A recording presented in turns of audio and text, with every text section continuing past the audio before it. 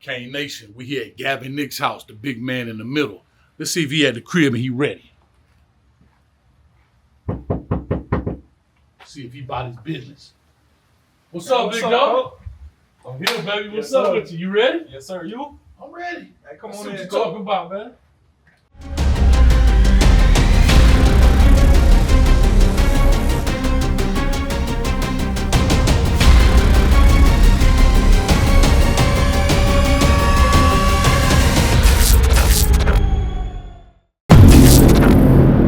All right, man, we sitting here with big-time linebacker Gavin Nix. How you doing, man? Doing great, man. It's a blessing to come on with you. I appreciate you having me on. I appreciate you having me, man. We here in Central Florida, man, where you located, born and raised? Yes, sir. Yes, sir. All right, man. So you a Central Florida guy? Yes, sir. You already know. I love it. I love it, man. So let's talk to you about being the person himself, right? Everybody see this monster in the middle, masked up. Who is that masked man? But let's find out who you really are as a person. Who is Gavin Nix to the person that doesn't know? Yeah, most definitely. Well, like you say, you always it's easy to get distracted in what we do, on the field, high motor, high personalities. But, man, it's funny to say it, man, I'm the complete opposite off the field, man. Very cool, calm, collective, like to be to myself. And, yeah, man, as far as me as a person, just trying to find and create many ways to just get my life started, for outside of football. I'm real intensive in whatever it is I want to do. If I'm doing something outside of ball, I want it to have a purpose behind it, So really creative dude. I like to read. I like to just listen to music, do things to ease my mind. But, outside of football, I like to do a lot of things that'll propel me for the next couple years of my life. I got you. And that's good and cool, but I need to know who Gavin Nix is. I hear all that. I'm talking about you play the video game. What do you do when you're not on the gridiron? Who is Gavin Nix? I heard the reading part, and that's great. And I want to find out what your best book is. But I'm talking about just that guy that's hanging out, man. Like, if just say you didn't play ball, what would you be doing? Yeah, see that's what I'm saying. I'm really a super boring dude, man. If I'm not playing ball, I'm either reading, asleep. Really, like I stopped playing video games a couple years ago. Like, just a lot of time is poured into ball for me at this age. So now, anytime that I do have free time, I might just be hanging with the fam or just taking it easy. But the older I have realized, the older you get, your free time is limited. So when it does come around, it's not like I have a lot of time to do this, that, and the third. So you talk about reading. What kind of books you into, man? Man, I like self-knowledgement, man, self-improvement books, man. Like I say, anything that I want to do with a purpose. I came up hating reading, but when I was able to be like, okay, I can read this and take something from it to help me in my life, I was like, okay, this is something I like. I've read books like Good to Great, The Power of Discipline, all type of books, 48 Laws of Power. And like I say, it's things you can take and implement it in your real life. So things like that interest me. I love it, man. And speaking of books, I'm not a big reader myself. Yeah. Shame on me, but I have read the 48 Laws of Power, and I think we share something very similar. I'm not into fiction and the dude with the long wavy hair, and man, I'm into stuff that's like manuals, things that can teach you. And one of the books I read is 48 Laws of Power with Robert Greene. I'm gonna give you my favorite law, and then you tell me what's your favorite law. Mine is Law 15, where he says, crush your enemy totally and leave nothing behind, because one ember left alight will smolder and come back and ravish the enemy. So what's yours? Man, you got it down pat, but I would say, I don't remember exactly what it is, but it's a quote about staying true to yourself. That's something that I try to stay true to each and every day. I feel like if I'm not able to pour into myself to the maximum ability, I won't be able to never tap my full potential. And, Robert Greene, he was able to dive deep into it. And, everybody's perspective is different, but I love the way he talks about that particular subject in the book. So really just staying true to yourself, and how staying true to yourself, you'll be able to really tap into your potential of who you can really be, not what the world or society wants you to be or anybody else but yourself. I got you. And that's big and that's huge, right? Because you play a team game, but it's a lot of self battles in there, right? Yeah. Right? It's 10 other guys around you trying to defeat the enemy, but you got a lot of enemies yourself. You're trying to fight this, injury, sweat, tired, all that kind of stuff in order to let the team go. And I think that's big, man. And I applaud you for reading that kind of stuff because it will help you be not just a better person, but also a better football player as well. Mm-hmm. Let's talk family. I know your father is here big in your life and all of that. What does family mean to you? Yeah, family is everything to me, man. You know, without them, you know, I don't feel like I'm the man you see today. They're my backbone, you know. The support that they poured into me ever since I've been a young child has been tremendous, and I'm so grateful to have them. I feel like I'm truly blessed to have the family that I do. And yeah, man, it's been a blessing, but it's everything. Like you say, I'm nothing without them. Like I say, it takes a village to raise a young man like myself. And yeah, I'm so grateful to have them. All right. Do you have siblings? Yes, sir.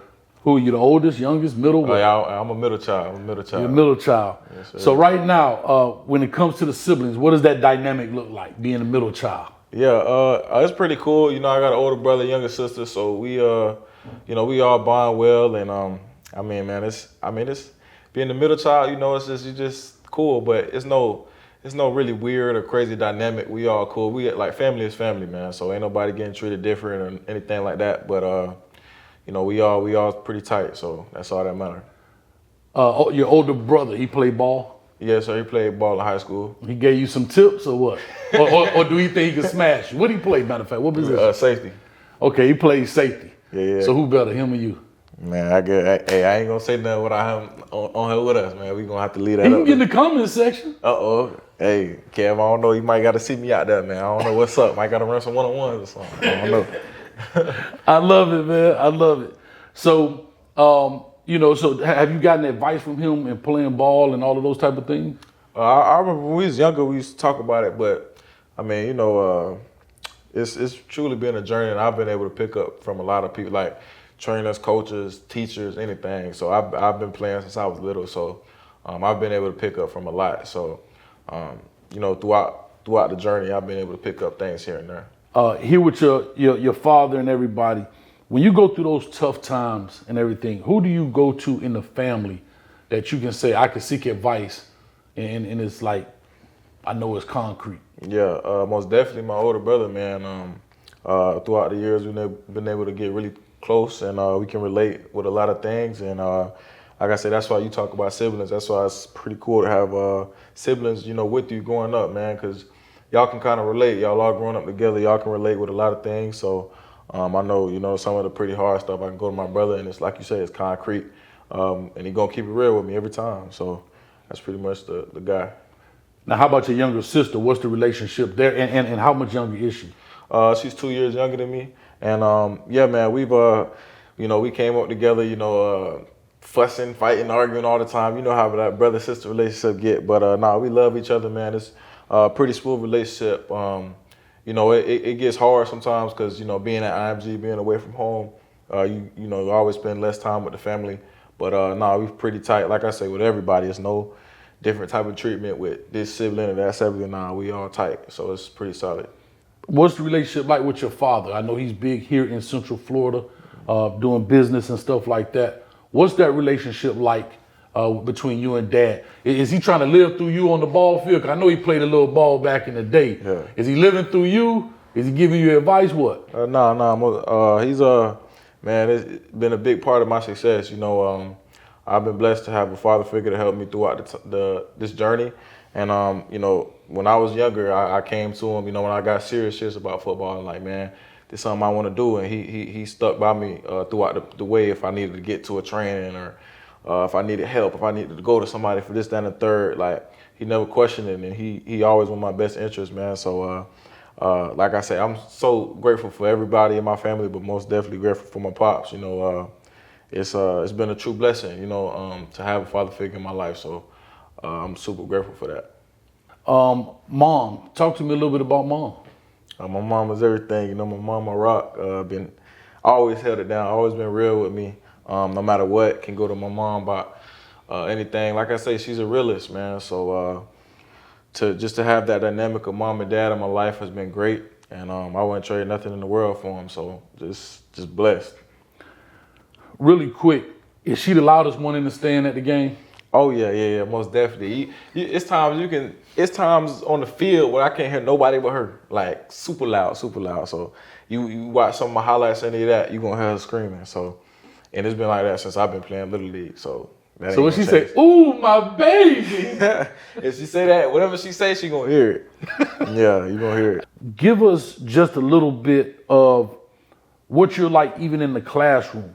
Really, super just about my business. I hear that a lot from my counselors, like the school thing. I'm sure me and a lot of other athletes, we don't love school, but if you love what you do, you're gonna take care of your business. So I know when I'm going into the classroom, ain't no time for games and this, that, and the third.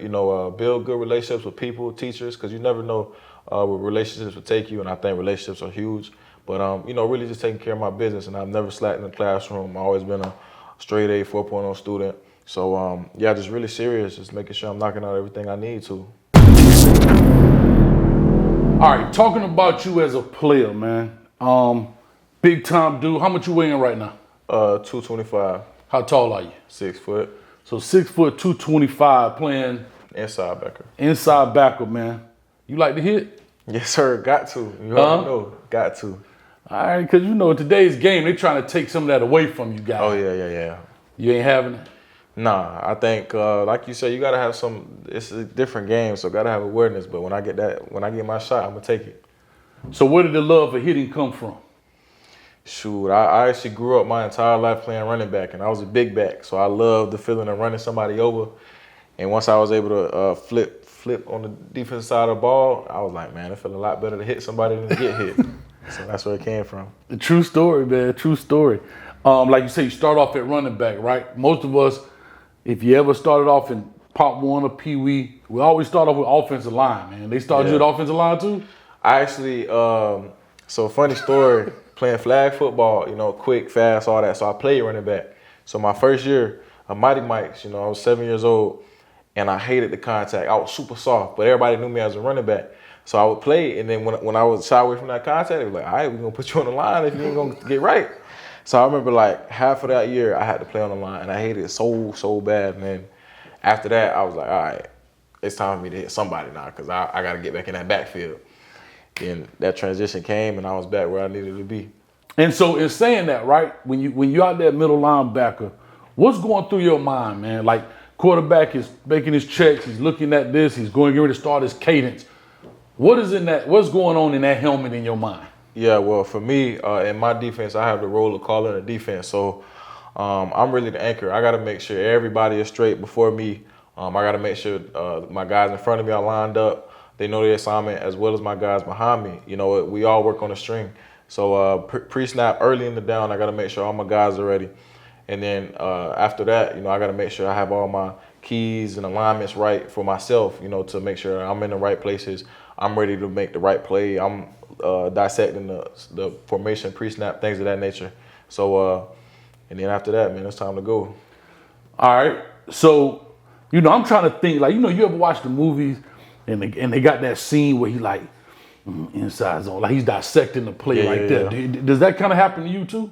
Oh, yeah, most definitely. And a big piece of it is your preparation within the week. A lot of people think we just show up on Friday and it's like, all right, we finna go out there and ball. But nah, the higher you get, man, you win your game Monday, Tuesday, Wednesday, and Thursday. So when I'm watching film, I'm dissecting them before I even get on the field with them. If I see information and all that, that's where things come up. Like, oh, I know what they finna do, or I got an idea what they finna do. So when you see things like that, that all goes down to your preparation throughout the week. And speaking of preparation, right? What does that look like for you Monday through Thursday, as you said? What does the film room mean to you? The film room is everything. I feel like I say, the higher you get, the gap within talent really it shrinks, and I feel like the higher you get, you gotta do the little things that other people are not willing to do to separate yourself. I think it's all about separation because, like I say, the talent is ridiculous. Everybody gonna be able to jump, run fast, hit hard, but how am I gonna get the extra step? And film, especially for a linebacker, it all helps your anticipation and your instincts. People talk about instincts, anticipation. A lot of that is film because, like, I got the answers to the test before I took the test. You know what I'm saying? So when I'm out there on Friday night, it's just like I'm having fun because I done went through the fire Monday through Thursday. So when I'm out there on Friday, I'm just in the ballpark, Yeah, and when you speak about that preparation, have you ever been in a situation where you weren't prepared and played a game? Well, looking at my whole career now, most definitely when I was playing my ninth grade year here at home, I can say I wasn't prepared because I wasn't watching film or doing all that. You know, it was really see ball, get ball. I was balling out on Friday nights, but that was my God-given ability. Not like going to a place like IMG, you can't just do that because, like I say, everybody, if just as good, if not better than you. So you can't just go out there and think you're going to ball on Friday without preparing yourself. But I mean, that's all a part of my growth throughout the process. Talking about IMG, right? You were here at Lake Highland Prep for what, 2 years? 1 year. For 1 year. Yeah, I played my freshman season and then transferred right after. To IMG. Yes, sir, that same spring. So talk to us about this transition from here locally and making that decision to say, hey, I want to go to IMG and play there, away from home, have to stay there on campus, away from family, because family means a lot to you. What goes into that decision and that transition?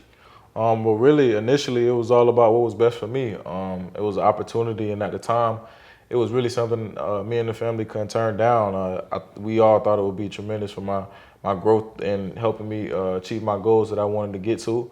And yeah, man, I had a lot of growing pains first going there, man. It was I wasn't really go through much of the homesick, but as far as, you know, acting and being like a pro, really was rough on me, you know, having to wake up early mornings, working out in the mornings, making sure I have energy to go through school, building my hardest thing that I struggled with was having a schedule and a routine and being able to manage time the right way.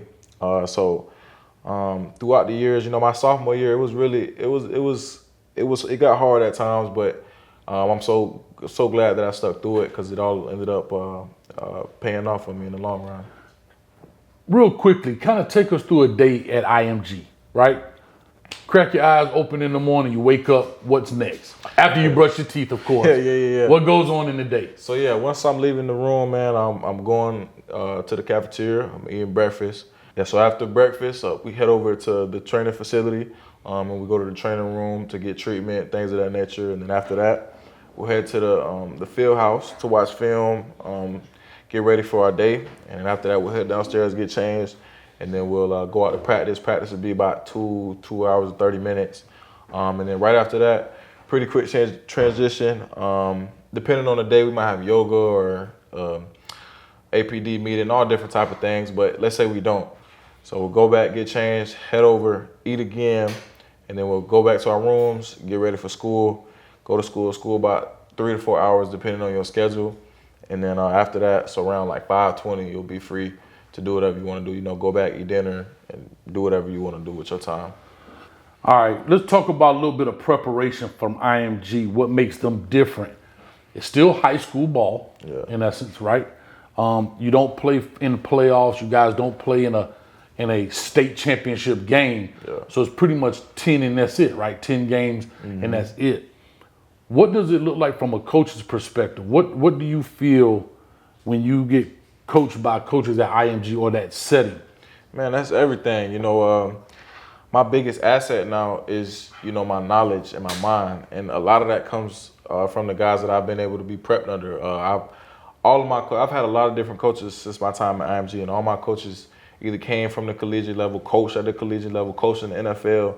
So they ain't teaching us no just regular X and O's just so we can win games in high school. Nah, they teaching us stuff that college is running, NFL schemes. So it's like when I go to colleges and talk, they love how knowledgeable I am because they're like, where you get this from? I'm like, man, I done already been prepped, you know, thanks to a place like IMG, thanks to my coaches that's been able to develop me. I'm already prepared for the next level, and that's what IMG does a great job of doing, prepping their guys for the next level. And that's why you see year in and year out, IMG always has somebody, whether they're playing early in college or getting drafted to the league. Like, it's just a factory that just pumps out guys, and that's why, you know, that's a proven, you know, testimony to what they do, you know. So it's great. So if you had to say IMG, but you've been there since basically in the 9th grade. Yeah. If you had to put a percentage on it, how much do you think IMG increased your game? 10%, 30%? That's a good question. I'll probably say 50, because I can't give all the credit to them, but because it's all about what you take with it. I've seen guys come in there and make IMG look like it's the worst thing that ever happened to them, and I've seen guys who've done the complete opposite. So IMG is just a blessing and a lever if you use it the right way, to propel you in the right direction that you want to get to. So it's a lot that I will say that I would. It's a lot that I can say that I wouldn't be this type of person if I didn't go to IMG. So I don't want to give them no credit, but a lot of it is me enforcing myself to go get what's out there. So I think I'd probably say it's 50-50. So being at IMG, like you said, you guys play games all over this country. What was your most memorable game, away game? Oh yeah, most definitely my sophomore year, my first season there.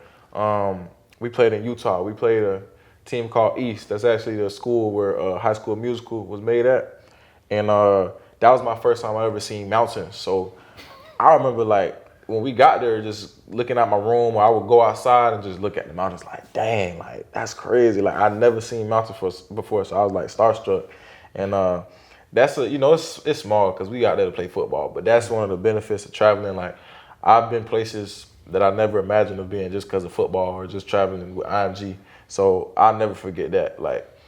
That was my most favorite travel just because of something that I've never seen before.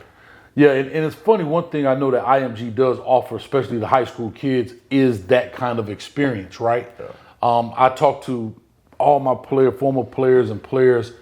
I call it the freshman blues. And you actually brought up something that is a part of the freshman blues, right? Getting acclimated to being away from home, understanding guys, right? Everybody come from different walks of life, different parts of this country. The lingo is different. You got to try to figure all that out and play ball, right? Yeah. And so you talked about that being at IMG, and it wasn't always easy, right? Because if you're here in Orlando, y'all all kind of talk the same. You got the same kind of culture, the same whatever, but you may get a guy from California and a guy from New York and a guy from Georgia, and it's all different. You got to try to figure those things out. And that's what I think IMG does definitely offer. It gives you a taste of what you're going to see when you go to the next level. Exactly. And that travel part as well, right? You get a chance to go out and see. But trust me, the same way you saw those mountains for the first time is the same way some dude saw a beach for the first time. The same way somebody sees snow for the first time, right? Yeah. So that's what that experience is all about. And so I just tell you this, as you go through college and you go through that, the freshman blues are a real thing. Yeah. But you might have a little bit of edge because of what you're going through. When you go through there, continue to do what you've been doing. Fight through it. Yes, and sir. Trust me, you'll be all right. Yes, sir. You will be all right. It's going to suck now. Yeah, I know for sure. My first year at IMG, I was like, man, I was ready to come home. I was like, man, I don't know. Pack it up, pack it in. Yeah. But just like you say, I stuck through it. And then now you come out on top. You know what I mean? So you got to go through the fire, as you said. Mm-hmm.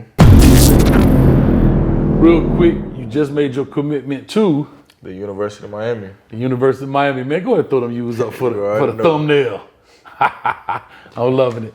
So, University of Miami, everybody know I'm a football junkie. I'm a Kane fan, right? Oh, yeah. You here in Orlando, you just committed to the University of Miami. But before we get into them, let's go back a little bit. How did it all start? Ninth grade here at Lake Highland Prep.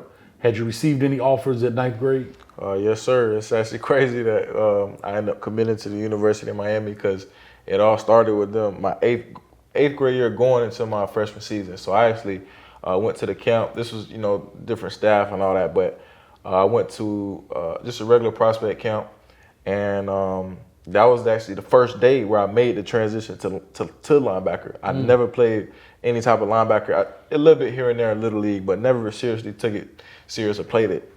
And I remember I went to the camp and shocked a lot of people, did great. Moved me up with the big boys, and I held my own against them. And they invited me back to the Legends camp. They always have, right. Towards the end of the camp season. So I came to that, balled out, man. And I remember, I'll never forget this. My guy, Coach Packy, he's not there no more, but he was the first person to give me my first offer, man. And something I'll never forget. And it's crazy that, it's really full circle for me to be going to the University of Miami, and for that to be my first offer, man, it's crazy to think about, but it's all a blessing, though. As we look at the recruiting process, and things happen fast, I guarantee once you got that one, then they start piling in. Talk to us a little bit about the recruiting process. How was that for you?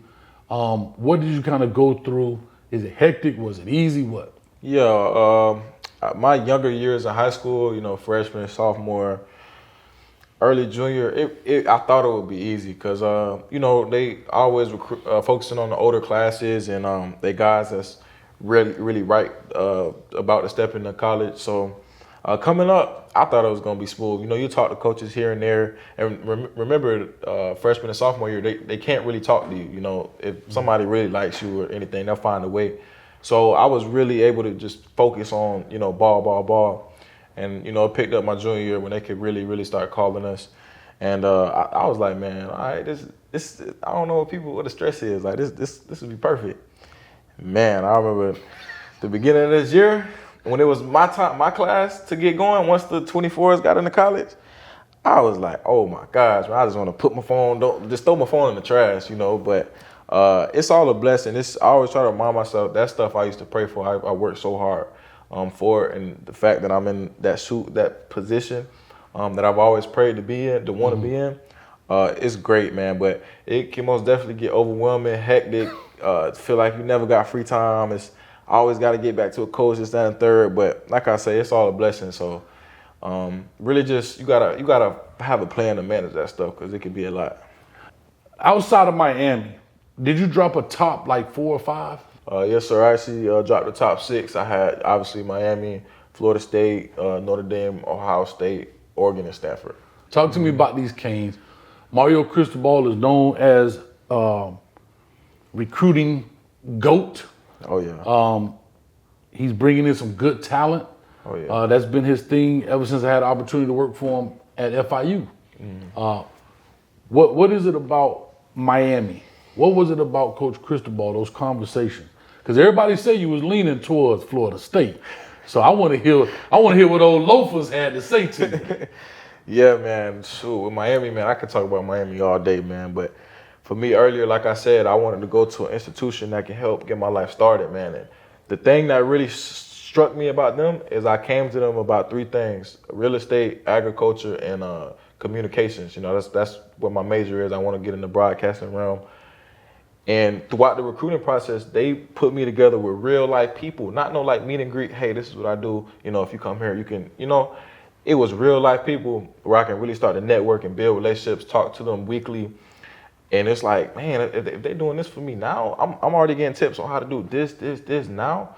Ain't no telling what it would be like if I were to go to the school. So I love that, you know, with it being Miami, the city is never growing. The network is ridiculous. It's like a melting pot. There's so many different things in Miami. So it attracts a lot of different things. And, you know, when we talk about ball, man, ever since Coach Cristobal has been there, man, he's done the right job of placing the right pieces there. I always say the people make the place. That staff at the University of Miami is most definitely my favorite staff throughout this entire recruitment process, man. With Coach Cristobal all the way down. And, you know, you got your boy, Coach D-Nick, super up. D-Train in the building. Yeah. Oh, yeah. D-Nick, and you got D-Train. Yes. D-Train the same way. D-Train off the chain, man. But yeah, D-Train, he off the chain, man. But that's my guy. Always showed love. Like, it's nothing bad that I can say about anybody on that staff. Like I say, most definitely my favorite staff. They made me and my family feel like family. And they did a great job of building a relationship rather than just recruiting. And I don't feel like that way. It was my family as well. And every time we went up there, it was weird now, being Florida State people. We was like, man, this feel like home, man. Like, okay. And then, you know, how I say, being business oriented, leaning on what I really want to value in this process. When it came down to it, it was a no-brainer as far as what I could do outside of football and the trajectory that the program was going. Like I said, Coach Cristobal doing a great job. This will be his 3rd year, so, you know, you start to see that momentum start to pick up.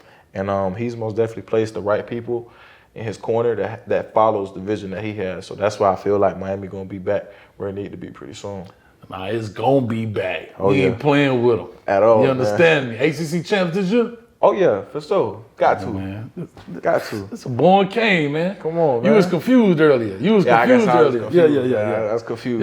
Yeah. See, when you went to linebacker, you hit that dude too hard and gave you some sense. And you said, okay, yeah. I'm a Cane now. And then being with them guys, put myself in that class with Jonathan Vilma, John Beeson, all them, Ray Lewis, Rohan Martin. I'm like, man. Dan Morgan. All those guys, man. It's like, man, come on now. Yeah. Talk to me a little bit more about Miami. We talked about the recruiting. What was it like with the players now being there 3 years? Because players also help recruit players. Oh, yeah. Right? What were those conversations like with some of the current players on the team? Because, you know, I done heard some war story like, man, don't come here. And I done heard some dude like, boy, this is the place to be. Yeah. What were some of those conversations like? Man, the Miami players that helped us throughout this process was the realest ones. Me and my brother, to this day, we still talk about, like, man, them guys, man, Kiko, Popo. We like, man, we remember talking to them, and they like, man, they was just taking us in. They was treating us like we was a part of the team just on our visits.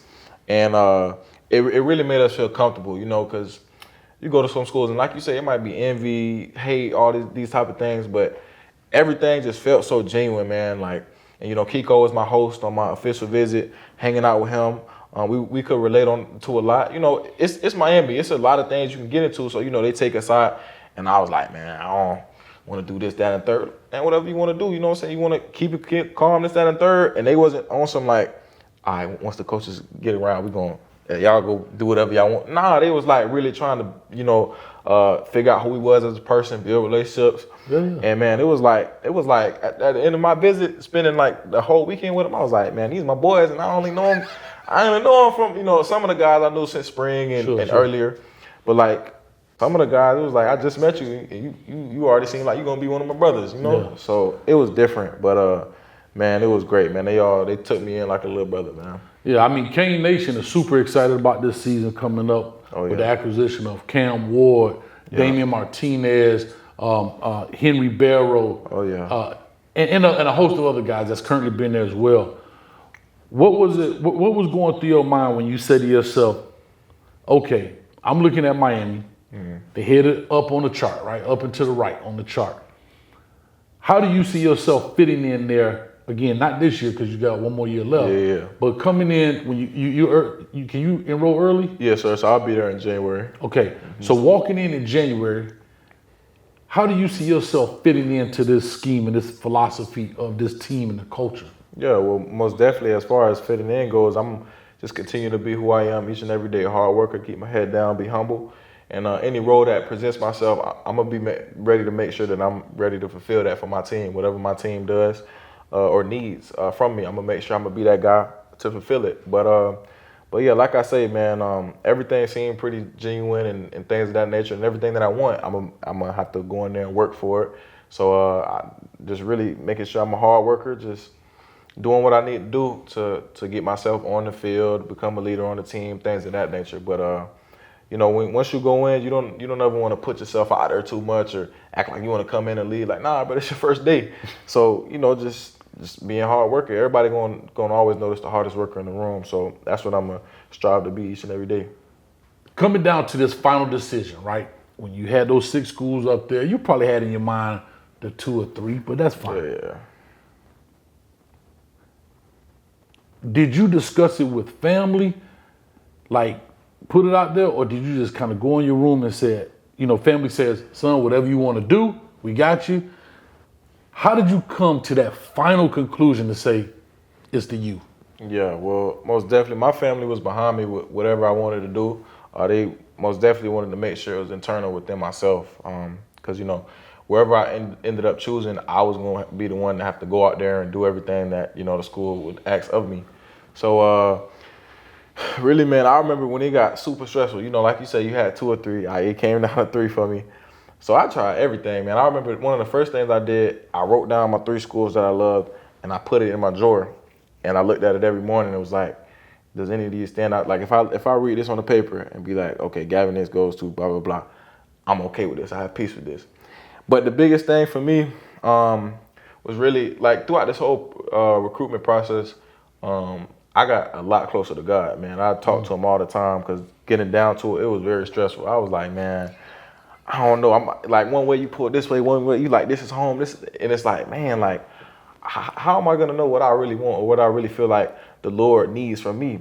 So, man, I just prayed for discernment every night, man. And it helped relieve some of the stress because I was like, when I know, I'll know. Whenever the Lord feels like it's right to present what's best for me, I feel it. I feel it internally. So I was like, okay, I'm gonna just pray. Continue to talk to God. Ask why is this happening this way, this, that, and third. And man, when it came down to it, man, it was an easy decision, man. Because really, after my Miami OV, I was like, man, it felt right, you know. And I had my 3 that I loved too. And I went up there, and it was something that was bothering me. That was just off. Like, it ain't feel right. Mm-hmm. And after that, after all my OVs, I was like, okay, Miami felt right. I went up here, something bothered me. So I'm like, man, it's a no-brainer. I was like, thank you, Jesus. That was it. So I'm like, man, okay, I'm ready to go ahead and get it over with, call it a done deal. And that's what it was, man. But I was really able to build on my faith and get a lot closer to God, because, man, sometimes when you in the valley, it's just you and him. So that's what it was. And Gavin, I've said this probably in every interview because it's so true. As the good book says, be careful what you ask for, because he'll give it to you. Oh, yeah. And he gave it to you in abundance, didn't he? Yes, sir. Not what you're going to do with it. Exactly. That's it. Guess what? You lay it right back to him to help make you make the decision. That's it. Hey, and keep him first, man. Keep him first, and you definitely, man, will come through. He's going to put you through trying times. That's what it's all about, right? Mm-hmm. But make sure you go back to him, and you'll come out with the correct answer. Most definitely. God always gets the glory. And, you know, shoot, just like it said in the Bible, faith is dead without work. So just every day I try to lean on that. And if I work, the Lord will take care of me. Love it. All right, here we go, Kane Nation. Listen, you hear here firsthand yourself from Gavin Nix, big time man in the middle. What you got to say to Kane Nation? Kane Nation, man, I appreciate y'all so much. It's been a few weeks out from my commitment, man, and y'all have truly brought me in and made me feel like family and made Miami feel like home, man. And I'm so excited to begin to get to work and just join the family, man. And I can trust and I can promise y'all that you guys are getting the guy who's willing to work each and every day, pouring my 110% to the program and to the fans of Miami. And you guys are most definitely getting somebody who's willing to pour into his teammates to help bring them to greater success for themselves, man. So it's going to be great. You know, I got 2 guys that's coming with me, Elijah Melendez and Ezekiel Marshall, man. So we're going to show to you that LBU is back for real.